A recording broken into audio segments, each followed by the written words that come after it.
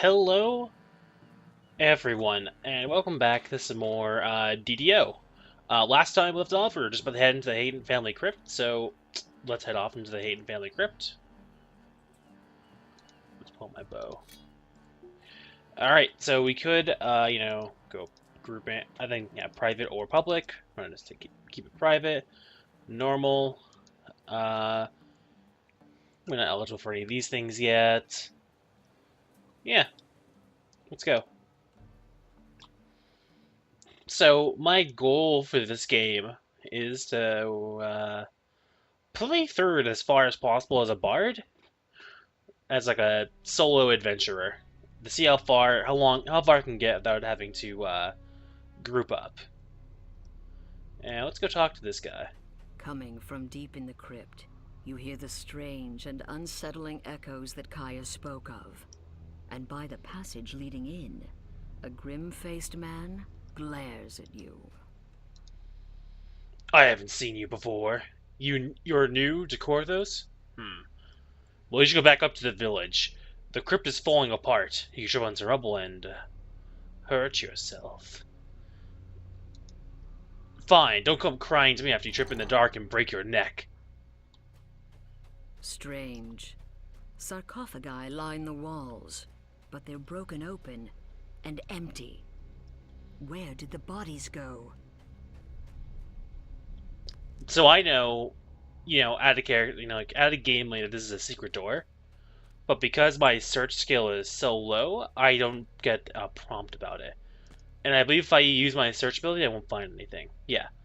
So although I know for a fact this is a secret door that would take me to a different part of the dungeon, because because I have a negative wisdom modifier, which doesn't help me at all, and I believe it's the spot skill. Yeah, my spot skill. Let me just double check. Yeah. And because I don't have any points in the spot skill, which isn't a class skill for me, I didn't detect the secret door, which is fine.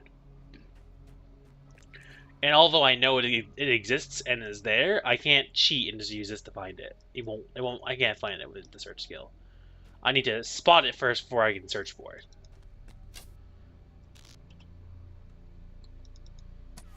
This guy saw me. Let's arrow these guys.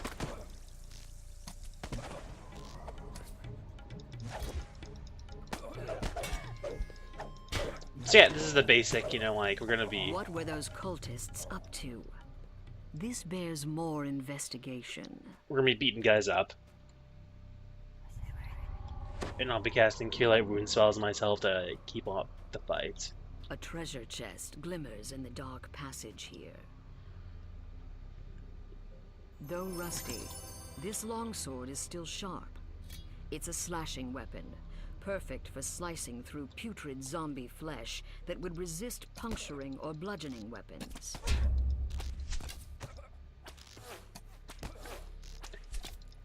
Archer fight!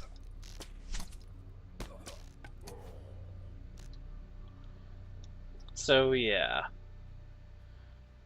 As you can see, the good old Dungeon Master loves to talk to us. And tell us things about stuff. As you slay these foul cultists, take care to keep your own health up. So all these little dungeons in the in Korthos village are tutorials. And I kind of regret not being a rogue. Because I feel like if I was a rogue, I could show you everything this game has to offer for the most part, except for magic, I suppose. So I might, when I level up, switch to rogue. But whatever. We'll cross that bridge once I hit level 2. Another treasure chest. Perhaps the cultists brought it here. This heavy mace is a bludgeoning weapon, ideal for smashing apart skeletons. Their bones are resistant to puncturing or slashing weapons. This game is giving us some adventurer-esque knowledge of monsters to help us, choose our weaponry for the future, so we know what's good and what's not good. I kind of like that. That's how it teaches us stuff. There's a Sahuagin in here, performing some kind of ritual. Come, dead son of Korthos, rise and do my... The altar glows with dark power, and the Sahuagin continues. Kill Kill everyone in Korthos. Kill any who would help them. Alright, let's go and deal with this zombie. You know, I'm a bit curious. If I cast Cure Light Wounds, can I cast on him? No, I can only cast on me. The Sahuagin were using this vile devourer. A magical crest appears from the destroyed altar. If you take it with you, it may be useful later. You continue to hear cultists about their evil work from further inside the crypt. But yeah, I think my favorite part with this game is the Dungeon Master who keeps chiming in. Because they tell you a bit more about the place you're in and give you a bit more, like, lore. Like, I know that they are Devourer cultists now, and that was one of their altars that I destroyed. And I understand now they are capable of raising the dead. There's another Sahuagin. It croaks.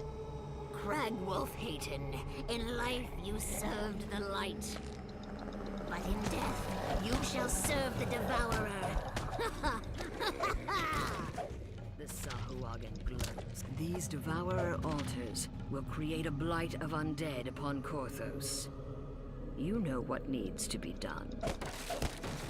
Another crest drops out as you smash the altar.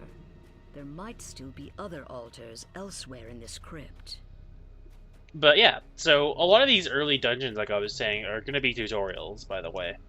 About how, you know, the game works and, you know, introducing everything. And then once we actually leave the village, the dungeons become more interesting. So I might be doing 2 dungeons an episode from now on while we're in the village. Just because these dungeons are fairly short and easy, and we can probably get through 2 in about 30 minutes. No problem. That's the Rest and Resurrection Shrine. We don't need it. Although I know I should smash those things open for money and stuff, I'm not going to. I don't really enjoy that part of the game. Yeah, I'm definitely gonna switch to Rogue, I think, when I get to level 2. Mostly because Bard. I don't know. I like Bard, but meh. Meh. I had this loot this way. This is going A to... chest. It's out in the open and unprotected. And that's probably what the dead cultist by the acid sprays out of the wall as the gate slams shut. Alright, so all the loot is randomly generated. So, although there's this really badass looking breastplate here, I cannot actually wear it due to my class and such. But it looks really badass, I'll tell you that much, so I'm pretty jelly. But oh well. I'm really excited to use this Skaldic Song. How long does it last? 3 minutes. In the middle of this chamber is an evil devourer altar. By it, Rah! Rah! Rah! For generations, the human Heytons have forced the Sahuagin's plan must have been to use these devourer altars. When the altar collapses, a third crest appears. It glows with cold magic. Yeah, so far, so good. We have gotten all the crests, and, you know, this is the first quote-unquote puzzle, but this is, like, the easiest, you know, obvious puzzle, magical you know. barrier blocks the Boop, way, boop, boop. and you fit the last crest in place, and the magic shield dissipates. The Sahuagin inside spits out in a venomous voice. These fools who would keep Korthos shall be consumed by the Devourer. The last devourer altar shatters. Your bold actions saved Korthos and brought the Sahuagin's fell scheme to naught. The treasure chest in the antechamber is now yours. This time I got a little buckler I can use, and a bunch of other stuff. Let's loot all that. And let's equip this buckler. I believe I can do it without any arcane spell failure. Yeah. So now my armor class is slightly better with this while I'm looting this weapon. Or just give me I see. It gives me +2 shield bonus and DR2. So I'll be harder to hit, and let's see. It makes my abilities better, and It looks like when I get hit, or perhaps do I attack with a buckler as well? No. It looks like when I get hit, I deal lightning damage to enemies now. So, awesome. So, when you finish a dungeon, once you go outside the in-town areas, where we're going to, will slowly heal. So there's no point in me casting my Cure Light Wound spell into my full health, or resting at that moon shrine over there. So, let's just get out of here. So yeah, quest complete. As you can see, we're back to full health and spell points. And then we get to pick a magical necklace. This one gives us +1 to our concentration skill and +1 to our will saves. This one gives us a -1 penalty to intelligence, a -1 penalty to wisdom, and a +1 bonus to con. Now, our casting skill is charisma. So this Amulet of the Brute doesn't actually, you know, natively like affect us much when it comes to anything that matters. It won't reduce. Actually, it might reduce my wisdom to -2, and it'll reduce my intelligence to -1. But that isn't really important, to be honest. But this doesn't give me any negatives at all. It makes my will saves better, and right now they could be better if I had +1 to them, because right now I think my saving throws would be let's see, that's reflex. That's 2, 2, 1. So let's get the Amulet Inner Focus. I think the Amulet of the Brute might be better for us in some cases, but not in this one. It'll only increase my con by 1, which won't help me at all. So Amulet of Inner Focus. Boop. Some of the braver villagers tried to stem the Sahuagin tide, but their courage led to naught but grievous injuries. Korthos needs someone with more than just guts. So pretty much we have to do a bunch of quests around town, but we did rank up, not level up. So let's go to our enhancements and let's, you know, put around some points. So I know we're not planning on being a bard for much longer. Oh, is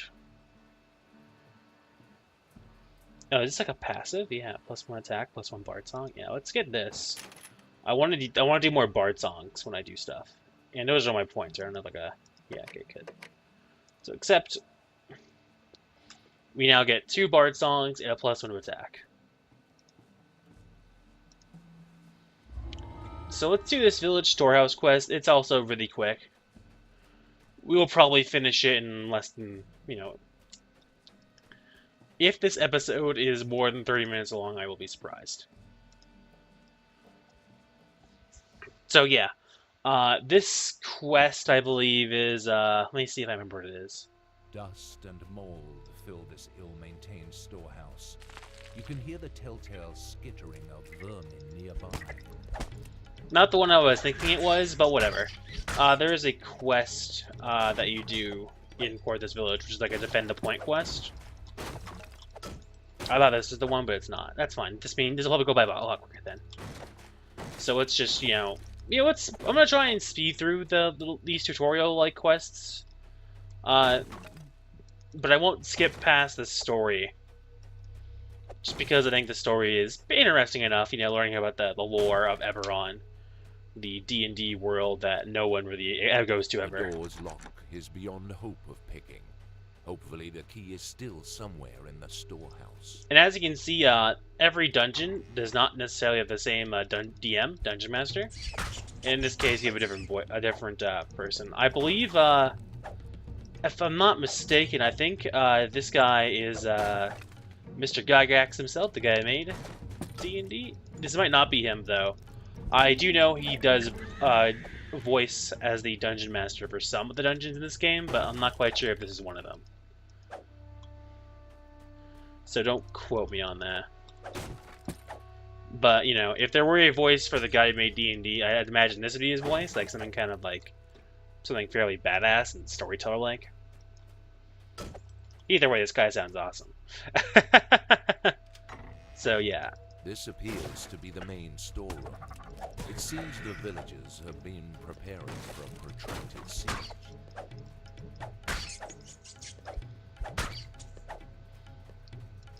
So as you can see, that rat there was a bit glitched out, and it took falling damage. I kind of like that they take falling damage. And falling is a thing. I know you haven't really seen the overworld area where you're actually exploring around a bit more. But there are places to explore, and skills like the jump skill are not useless, I guess would be the way to describe them. Though, they can be A large silver key falls out of the crate. A Sahagin emerges from a hidden passage, demanding the key. You mustn't let the scrolls fall into devourer hands. Yeah, so as you can see, enemies of red names are bosses, and you may have also noticed that to explain this little thing here, which I can move around, I'm going to put it like over here, actually, just a bit to the right. The top bar is their health, and the bottom bar is generally what their CR is. And for the uninitiated, CR stands for challenge rating, and the higher means the more difficult the opponent is, generally. Oh. Man, we're going to keep that weapon. Because remember, I plan on using a two-handed later on. Like most bards do, eventually. I don't know, I think a bard of a two-hander is fairly, for a melee bard that is fairly traditional. I think I think most bards probably proceed with using like a short sword and crossbow, I think, in D&D. But I always like the great sword, you know, with a lute style of like battle bard. Or a lyre is acceptable as well, but, you know, real bards use lutes. Maybe I'll stick as bard, because I will get that martial weapon for free as a bard. Whereas a rogue, I know I won't be able to get it. Maybe I'll just put some, once I level up, I might put some of my skill points into, like non-class skills. I'm definitely going to put 1 point before him, though. We'll see how many skill points I get if I level up as a bard. And we'll base it off that. If I have enough to be able to ignore some more traditional bard skills, I will definitely put some in some rogue skills like spot and stuff. The door swings open, revealing a magic. It appears that the floor in this room can be moved and rotated. Alright, I'm just gonna smash all this stuff first before I even begin this puzzle. This style of puzzle though is very common, at least in the starting area. And it's not difficult at all. It's a fairly simple concept, and I'll probably fuck up this puzzle for like a million years. I won't lie. I'm pretty shitty at puzzles in games, but this one isn't hard. So as you can see, we're trying to get the light to all these endpoints. We cannot move the endpoints, but we can move everything around it. So let's light up this one by going like that. And as you can see, this one is now lit up. And we can move this over here. Let's move it like that, and now our energy beam goes down to like here. Now as you can see, although it's not touching the right way. It has to go through this line. So we can't solve this thing by going this way, but we can move it through this way. And have it solve that part of the puzzle. And I can even go like that and not fuck anything up. Now we have to do this part. I can't go this way, I'll be a dead end. Let's see, I have to go like this. Like I said, these puzzles are fairly simple. As long as you don't rage, you will probably solve them. Because most of them just take a few moments of okay, here's how I do it. Also, lag sometimes makes it go a bit farther than you want it to. Okay, and then...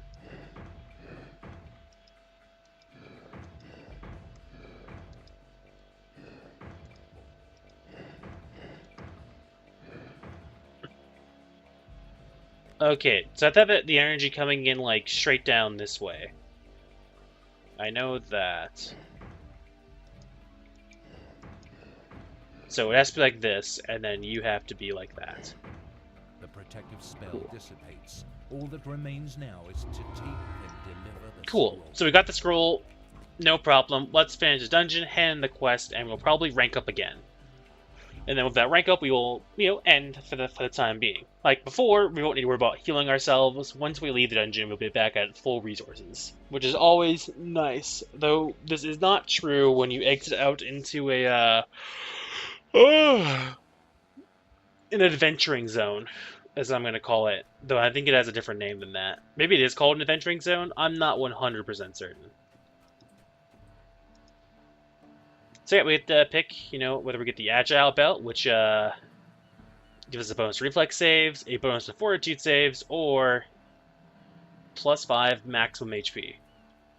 I think the more HP is better, to be honest. I like having more health, so I'm going to go with the rugged belt. And then it'll take up our belt slot. So we're still like gearing ourselves out, and I believe I ranked up? I might not have, actually. Let me check. Yeah, I didn't rank up. I'm really close, though. Anyways, let's end here for now. Next time, we're going to help out Balder the Bold, who is over here. We will take on his quest, and after that, I think we'll be able to go out into the Great Wild Wander through that gate. Hope you guys enjoyed this. If you did, please like, comment, subscribe, and I will see y'all next time.